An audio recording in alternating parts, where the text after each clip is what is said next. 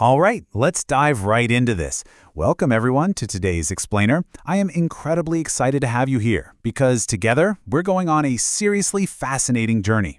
We are going to decode the shared human vocabulary used to understand the divine and see exactly how it's organized societies across history. We'll be looking at the structural foundations of belief, both literally in the real world and philosophically. Let's get started. Here is our roadmap for today. We're going to explore the architecture of sacred spaces, early Christianity and controversies, concepts of Judaism and Christianity, Eastern philosophies of belief, and then finally wrap up with understanding and comparing religions. So starting off with Section 1, Architecture of Sacred Spaces, the spaces we build.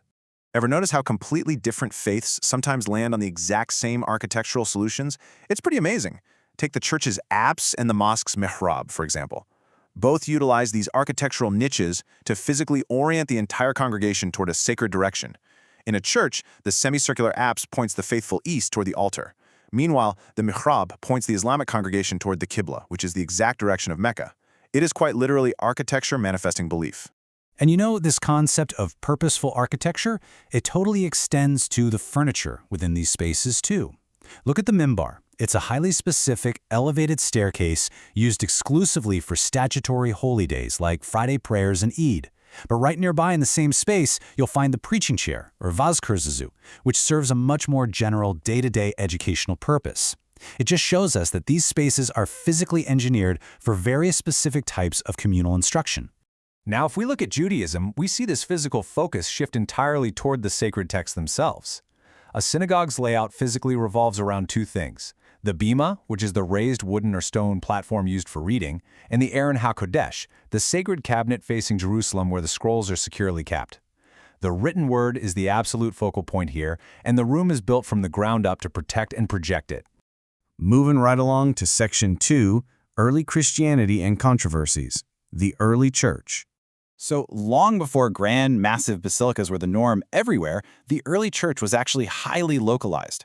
These 7 specific congregations in the Aegean region received letters from St. John. They formed the geographical foundation of early Christian communities, basically serving as the historical anchor points for a faith that was just beginning to figure out its distinct identity. The key thing to remember is that early Christian doctrine definitely wasn't formed overnight. It was hammered out through major councils over strict historical periods.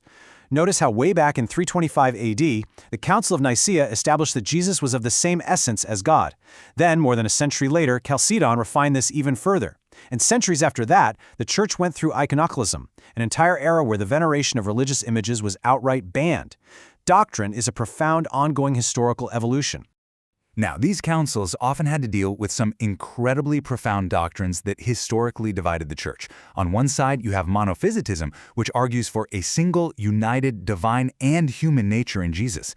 On the other side, diaphysitism argues for 2 distinct but inseparable natures. And these aren't just minor textual disputes, right? These are the fundamental definitions of the divine that literally split empires and created distinct church branches that are still around today. Which brings us nicely to Section 3. Concepts of Judaism and Christianity, holy texts and rituals.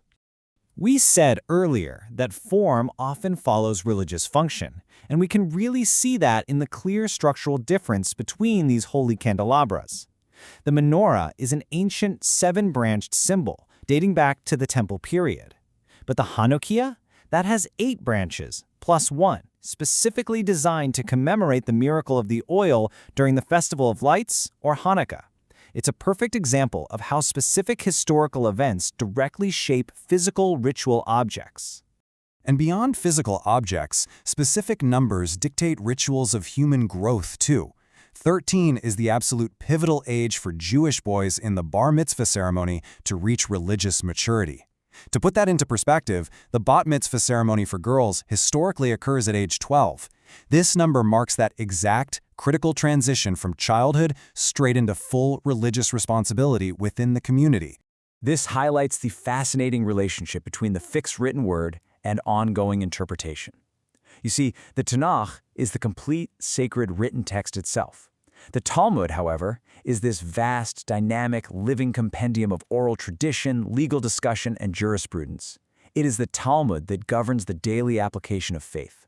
For instance, it details exactly how kosher dietary laws are applied to everyday meals. Over in Christianity, abstract metaphysical concepts, like the Trinity and the Incarnation, actually become tangible through visible sacraments. This abstract theology is physically experienced by believers through holy rites like baptism and the liturgy of the Eucharist, where bread and wine are shared to represent the body and blood. In some rare cases, this physical manifestation even extends to the human body, like stigmatization, where the faithful spontaneously exhibit the historical wounds of the crucifixion.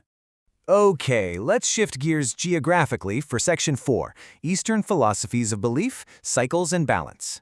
So, unlike the linear Western concepts we just looked at, where time has a distinct beginning and end, these terms describe a continuous wheel of existence. You are born, you live, you die, and you are reborn in samsara. And it's all driven by the cosmic law of cause and effect known as karma. This is exactly why there is such a heavy emphasis on ahimsa, or non-violence, because every single action directly ripples into your next life and dictates your future destiny.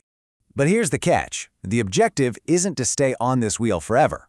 Yes, you accumulate karma and journey through samsara, but ultimately you're seeking to attain moksha in Hinduism or nirvana in Buddhism.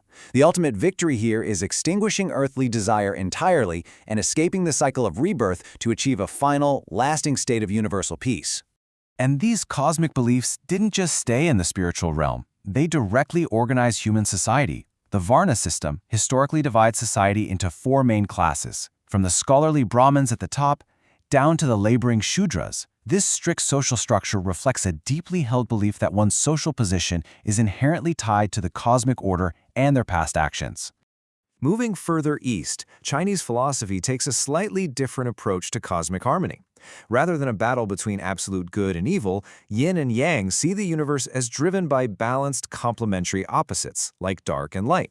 Meanwhile, Taoism teaches Wu Wei, yielding to the natural flow rather than forcing action.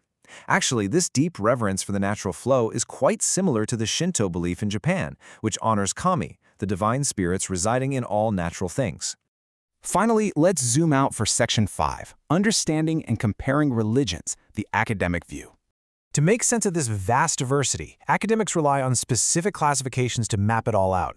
From monotheism's single God, to dualism's epic clash of 2 absolute opposite powers, to animism's belief in a spirited natural world, these categories help us understand the human search for meaning. We also see polytheism, with its many gods, henotheism, which accepts many but worships one, and totemism, tracing human lineage straight back to a sacred animal or object. But let's be real, in the actual world, these categories rarely stay completely separate. And that brings us to syncretism. This happens frequently when cultures collide, whether through trade, migration, or conquest. It creates entirely new belief systems by blending older, distinct traditions together. It just goes to show that human belief is incredibly adaptable and constantly evolving. Which brings us to the exact impartial framework we've been using throughout this whole explainer: phenomenology. Phenomenology is about looking at faith purely from the perspective of the believer. It completely suspends judgment. It doesn't ask, is this true? But rather, how does this belief function for the people who hold it? It's literally the ultimate academic tool for genuine understanding without taking sides. Which leaves us with one final pretty massive question to chew on. Look closely at the architecture of our modern world. How do these ancient frameworks, the blending of cultures and syncretism, the stark good versus evil of dualism, or the reverence for nature and animism, still silently shape the values, laws, and media of our society today? Keep an eye out. The architecture of ancient philosophy is hiding in plain sight, just waiting for you to recognize it. Thank you so much for learning with me today.